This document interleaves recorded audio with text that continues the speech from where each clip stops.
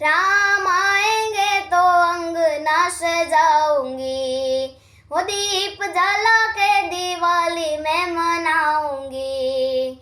मेरी झोपड़ी के बाग आज खुल जाएंगे, राम आएंगे।